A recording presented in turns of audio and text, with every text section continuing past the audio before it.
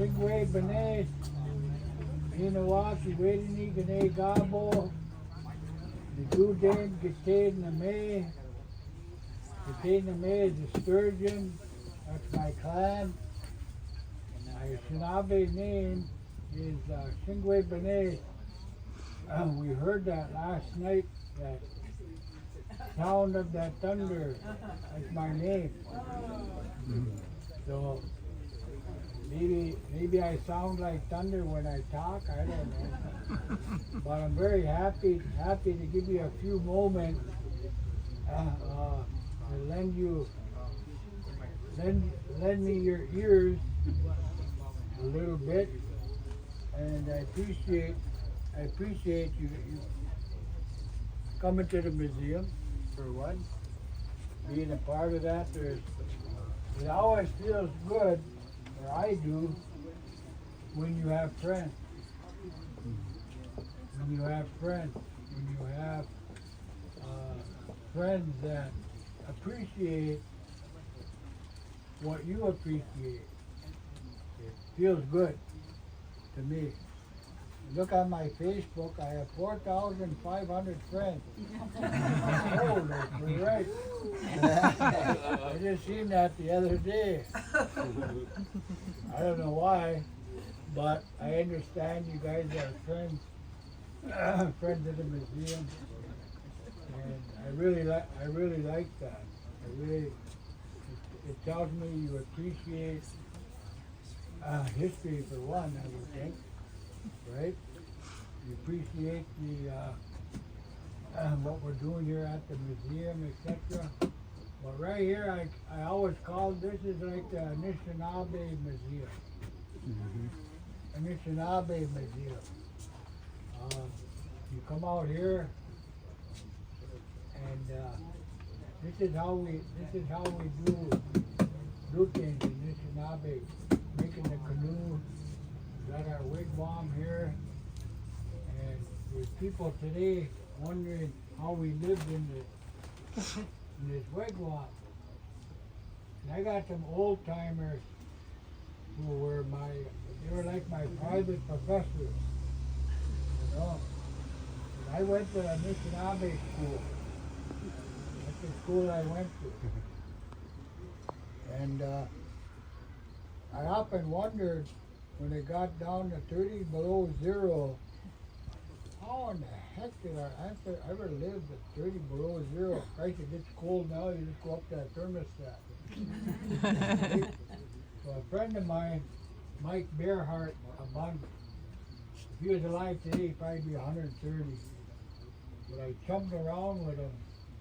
He was born in a wigwam. Born. He lived in wigwam like this, and it always reminds me of him, and that's what I'm talking about. Give him credit. But he was born in the wigwam, he lived in the wigwam, grew up, and lived life in the wigwam. So I asked him, what the heck do you do? I said, now I just turn my thermostat on. How do you guys, what do you do? So he described a winter wigwam. This is the summer. He described a winter wigwam that has double walls in it, in the circle, and they dig out the flooring, and they go down about this far, and they put rocks in there, and on top of that, they put dirt on top of that. Right in the middle, your fire pit right in the middle. You take birch bark, there's one there, and then go underneath there and go up, where you have air will go to your fire. Right, so air would kind of go to your fire. Then he said on top of that, they would take balsam balls, you stick them on top of there. Man, that's your carpet. So I thought, holy crap, that's just like indoor heating. So then it would fire up and heat them rocks, and go there and heat them rocks. But we get asked a lot of questions about our canoe. How long did it take you? how long, you know, what kind of material is that? You know, it's, every day when we're here, Zach, every day. So it's like we really appreciate, it's like a living interaction museum. I don't know if I'm saying that right.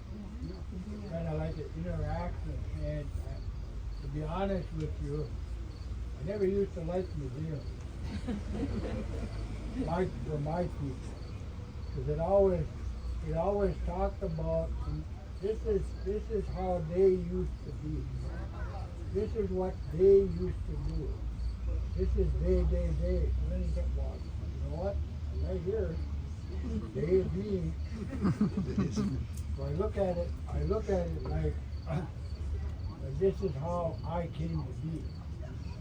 You know, how I came to be here, standing up on this, feel like I'm on a podium, standing up here, you know, how I came to be.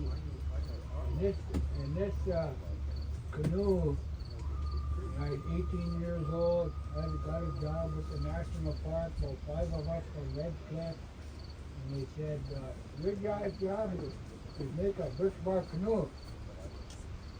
I was during the Centennial, 76. We looked at each other, none of us knew what the hell we were doing. You know? But we experienced, we learned the first canoe I made, you couldn't even stay up in it. It had a round bottom. So that's how we got into it. We made a canoe and we went down to Mississippi. When I was 18 years old, packed up beef jerky, dried food, went on the Mississippi, we left. But no, this canoe was 40 feet long. It was 40 feet. When the Tlingit tribe out west, the Tlingit, the sun was kind of like this. We just built it to go down the Mississippi River. We left the 15th of October. The first few days it snowed. North of Minneapolis, we took off. And that's one of the best times in my life. We never made it all the way down. The river froze up. The river froze up. We sunk 3 times. 3 times we sunk. Because on that river there's wing dams. Wing dams that you can't see them, but you know they're there, so you got to stay right in the middle on them. So one day I was steering that big canoe, and I looked up and there's probably over 100 eagles. The migratory, they follow the birds, they'll follow that river. They'll follow 100 eagles, and I was just so amazed, I didn't pay attention where we were. Bam! We hit one of them wing dams. It cracked the bark from one gunwale all the way through to the neck.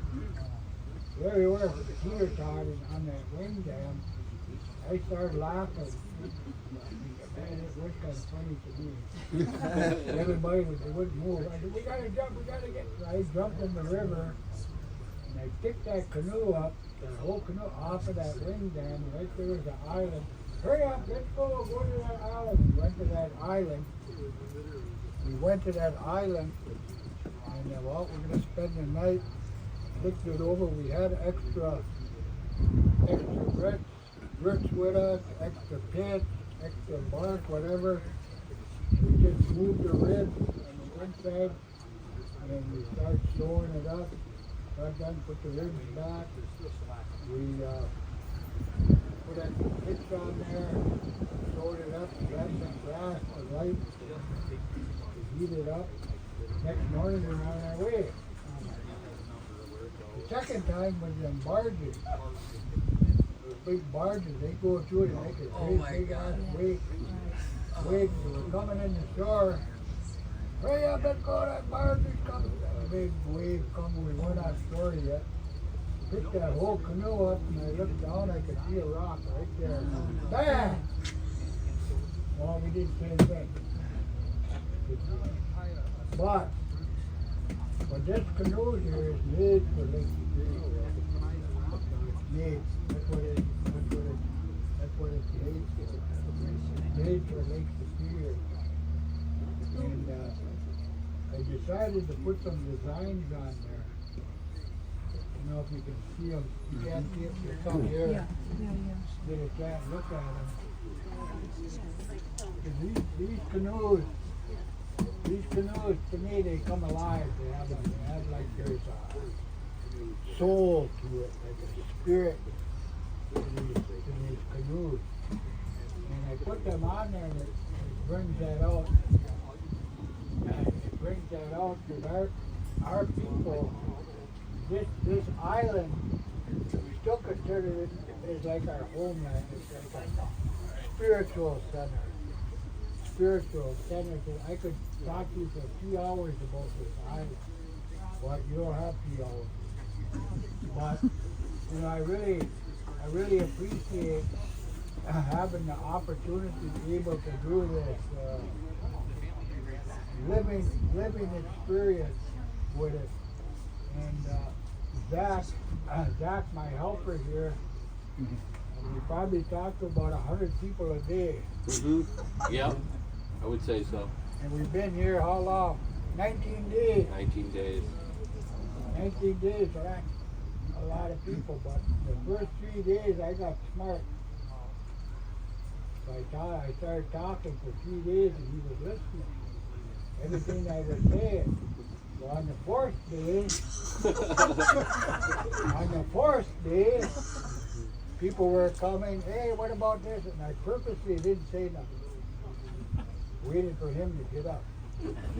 Pretty soon he got up and he went over to start talking. I don't know if he remembers that. Do you? Yep. Oh, he does. Oh, that's good stuff. But you know, that's what life is about. That's what museums are about. And that's what we're about here is learning, interpreting our culture, getting to know each other. My dad was, I have 7 sisters. My dad would always say, we're all in the same canoe. That's what he'd say. Yeah. We're all in the same canoe. We just gotta learn how to paddle together. Paddle together like that. So that's the way I look at it. That's the way I look at this. You know, a lot of non-giveaway people coming around us, but guess what? You know, when that pollution falls from the sky, it doesn't care if you got brown skin, white skin, And your name is? or even purple skin. It doesn't matter. So that's why doing things like this is important, not only to my people, but it's important to all of us, like interpretation. I hope this can continue. And I hope this type of interaction with people can continue. And I can see great benefits. It's more personable. You know, personable, I guess, with it. I mean, you don't have to just make canoes. You could do different things, you know, with this part. When I got asked to come over here by Mike, I said, yeah, that'd be great. It's great to come over here. And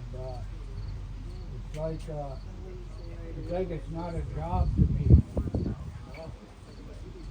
It's not like a job. I don't know if it is to Zach, but No, it's okay. fun. You know, it's very passionate about building canoes. I'm very passionate about interacting with people.